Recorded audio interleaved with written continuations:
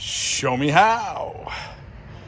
All right, so here's a Honda Element, and I just thought I would show you folks how to change the main fuse. It's 100 amp. I actually put 120 amp in here. Not really that big of a deal. I'm not sure how big they go up to. A lot of them are the same. This is a 2004 Honda Element. All right. And they're going to be, a lot of these are going to be the same. A lot of the Japanese cars for many years in this era. And what happened was, if you jump start the car and you accidentally put the cables on in reverse, inverted, you know, the polarity positive, negative, and negative to the positive, you'll blow a fuse. And this is what the fuse looked like, okay? And I'm gonna come up here and show you right here. Okay, so on this Element, this is the main 100 amp. This will shut everything off.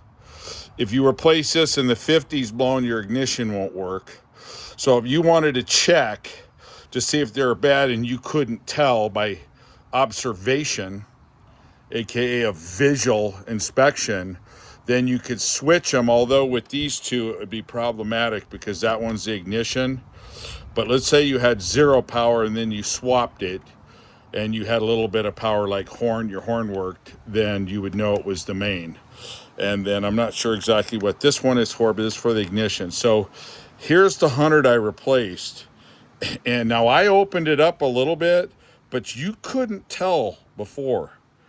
I mean, it looked like there was even continuity, okay? But it was blown. And I'll show you, okay, what it looks like. You can open these lids up, all right? Let me show you here if I can get this open up for you. All right, so on the side here, you're going to be able to lift up this plastic. Now this one I don't care too much about, but you know, because it was already blown. But I just want to show you, okay, what it looks like. Okay, so you could see right there, all right? You see that? I'll open up both the lugs. So if it's like that, obviously they're touching, and that it's open. I'll show you with a dryer, okay? I'll show you with the screwdriver. So it's significantly open, okay? It was blown. And I mean, I barely touched the terminals, okay? So that's all you gotta do. Pop this out. You got 2 Phillips, okay?